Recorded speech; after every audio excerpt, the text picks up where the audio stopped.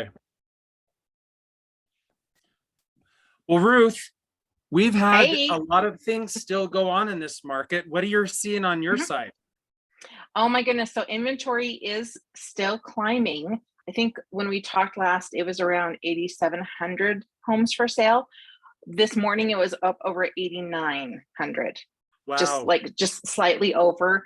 And as of this afternoon, I went back and looked again, and that's in all of Utah. And some must have either gone under contract or expired or been withdrawn, because it's just about like 8,883 homes for sale Wow. in all of Utah on the Wasatch Front MLS.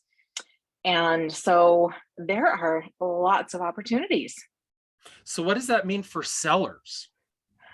So a seller, I would imagine, is going to look at this and think, oh crap, how am I going to get my house sold? I've missed the boat. But you know what?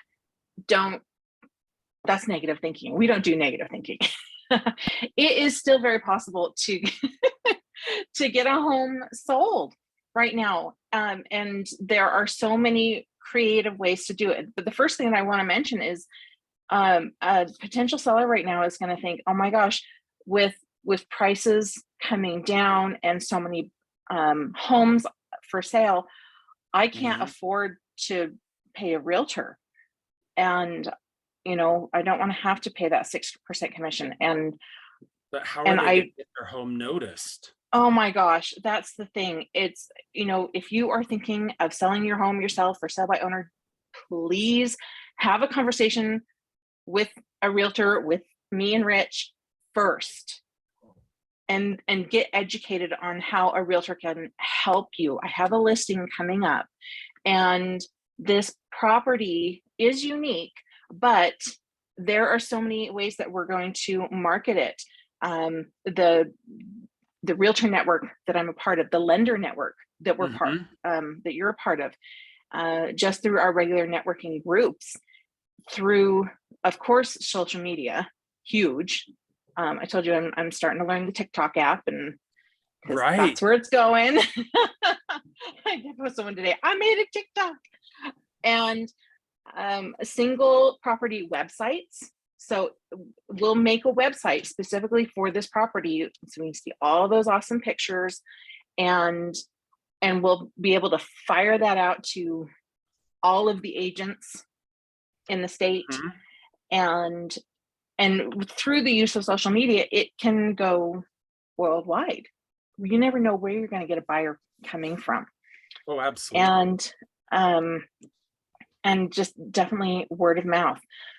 So that when a realtor steps in, I could not imagine a homeowner, first off, learning the social media platforms and taking the time to do all of that work on top of trying to fix up their home or do their day box job. things up, their day job, the kids, everything. I'm sorry, it's just not it's that. overwhelming. It's a lot of work. It is. Yeah. And, honestly, I go back to the thing of realtors are professionals. They're trained in this. Would you, I don't know. I'm not necessarily mechanically, I can do some things mechanical, like on a car, but there are some things I'm going to go to the mechanic. Or, if I'm sick, I'm going to go to the doctor. I'm not. You rely on people who do things above your pay grade. Exactly. And when it comes to the lending, do I touch that? No, I send it off to you, the professional. So a seller really, they're going to be in a position where they're not going to have the best information, the most current information. They're not going to have the access to the areas to research on the MLS of, what houses have been sold for. And Zillow is not accurate. Zillow, Redfin, we don't do those. We do not use those for comparisons because it's just not accurate. So a seller hiring a realtor, they're going to get more bang for their buck. Yes, they're going to pay the compensation, let's use that word, but they are going to get so much value they're, I mean, what person wants to have to negotiate, face to face with a buyer? Especially when they don't know how to negotiate, they need to rely on Mhm. somebody, a realtor who Yeah. has the expertise, who knows what to be Mhm. doing in a particular market, whether it be a buyer or a seller market. Yeah. And the awesome thing with Rich and I is that Rich can come in with that inspector background.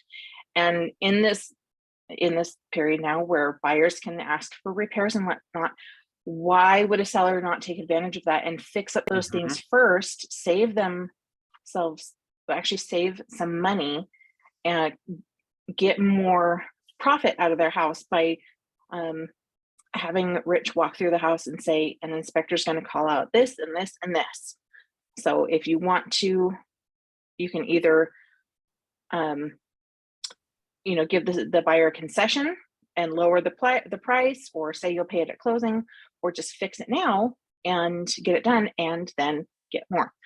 So that kind I of. would also say in regards to Mhm. that, the seller at that point is taking out all of the concerns that a buyer would have that could potentially cause that seller so much or buyer so much concern that they back out.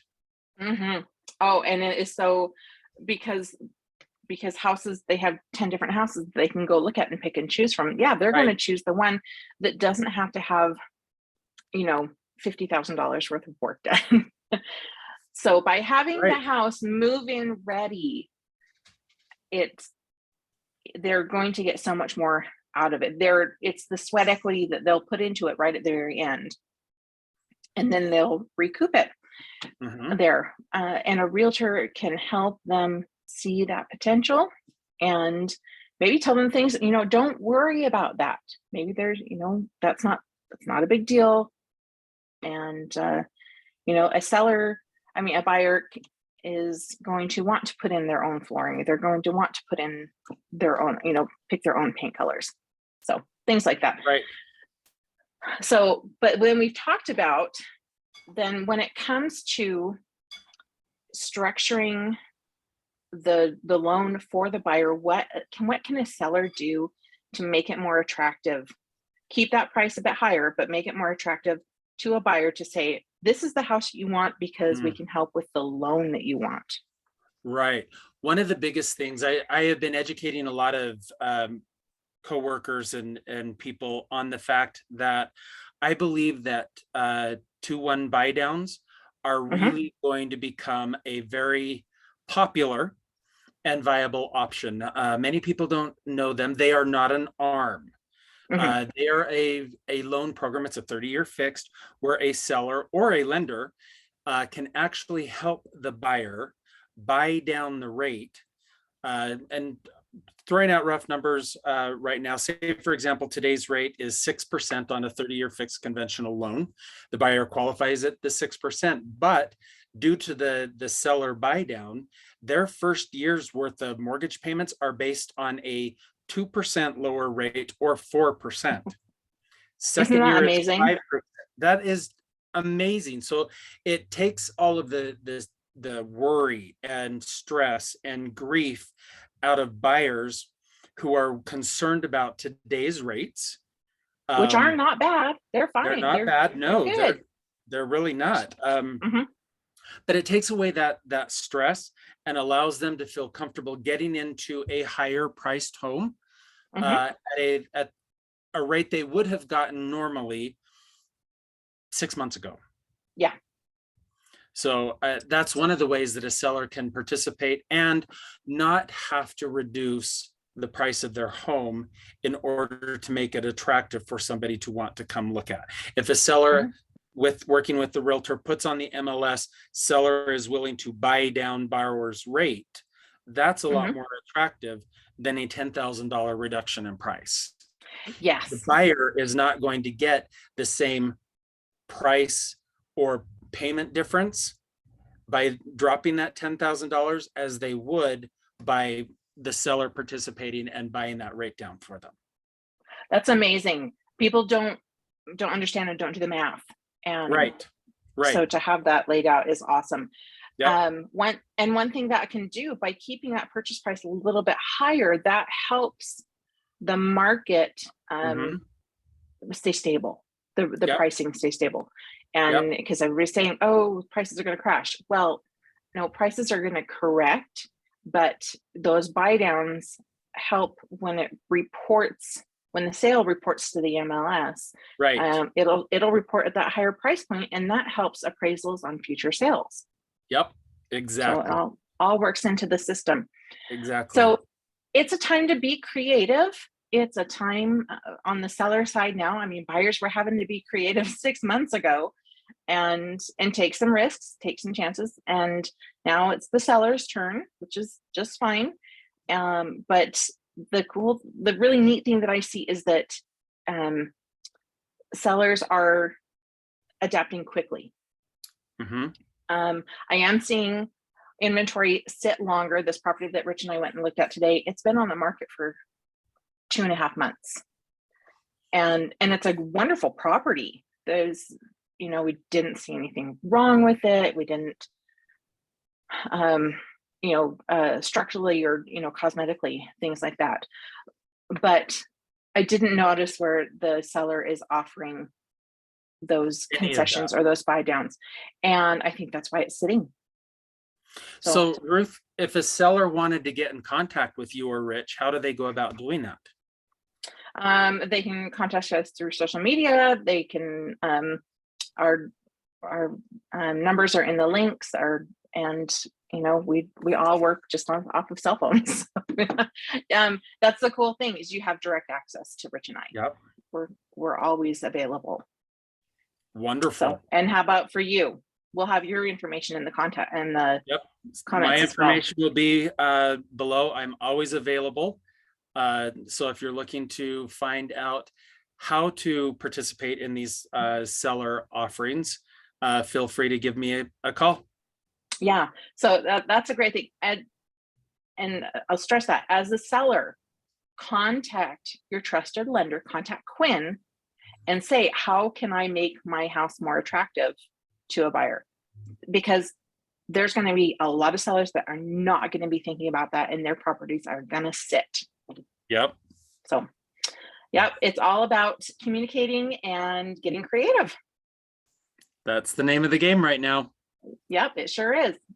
All right, Okay, well, check Ruth. back with us next time for more information on how to be creative and getting through this market.